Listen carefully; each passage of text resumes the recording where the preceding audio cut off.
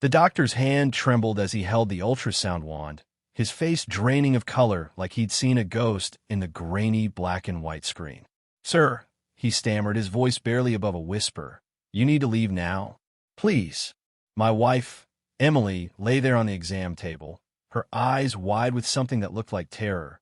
Or was it guilt? I froze, my heart pounding in my chest. "What? What?" I demanded, but he just shook his head, avoiding my gaze. In that split second, before he could usher me out, I caught a glimpse of the monitor. Twins. But something was off. The dates didn't match. Our anniversary trip was only 6 weeks ago. How could she be 12 weeks along? I stumbled into the waiting room, my mind reeling. Emily and I had been trying for a baby for 2 years, ever since we lost our first pregnancy. This was supposed to be our miracle, our fresh start after the arguments, the distance that had crept in like fog over our marriage. She'd been so excited when she peed on that stick last month, her face lighting up as she waved it in my face. "We're pregnant, Mark." Finally, I'd pulled her into a hug, burying my face in her hair, smelling that familiar vanilla shampoo. But now, sitting on that stiff plastic chair, surrounded by posters of happy families, doubts slithered in. 12 weeks. That put conception right around the time she went on that work conference in Chicago. Alone. The drive home was silent. Emily clutching her purse like a lifeline, her knuckles white. "What did the doctor say after I left?"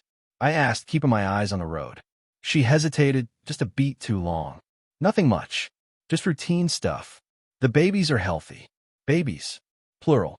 She said it so casually, but her voice cracked at the end. I glanced at her, noticing how she avoided my eyes, staring out the window at the blurring suburbs. "Twins, huh? That's amazing." My words felt hollow, like I was reading from a script. She nodded, forcing a smile. "Yeah, a double blessing." That night, as she slept, or pretended to, I couldn't shake it. I slipped out of bed and grabbed her phone from the nightstand. We'd always shared passwords. Trust was our foundation, or so I thought. Scrolling through her messages, my stomach twisted. There were texts from Sarah, work, but the content didn't match. "Miss you already. Last weekend was incredible." Heart emojis. A photo attachment I didn't dare open yet. Sarah? Emily's coworker was a guy named Tom, wasn't it? No, Sarah was real, but this number, I cross-checked it in her contacts. It was labeled Sarah, but the area code was Chicago. My breath caught. Denial hit first. Maybe it was innocent, a friend she met there. But suspicion gnawed at me, a slow burn in my gut. The next few days blurred into a haze of forced normalcy. Emily glowed with pregnancy, humming in the kitchen as she made herbal tea, her hand absently rubbing her belly. "We should start thinking about names," she said one evening over dinner, her eyes sparkling. "What about Ethan and Ella?" I nodded, poking at my pasta, my appetite gone. "Sound good." But inside, anger simmered. Why twins? Why the wrong dates? I started noticing little things, the way she'd jump when her phone buzzed, how she'd angle the screen away from me. Subtle clues, like breadcrumbs leading to a cliff. I couldn't hold it in anymore.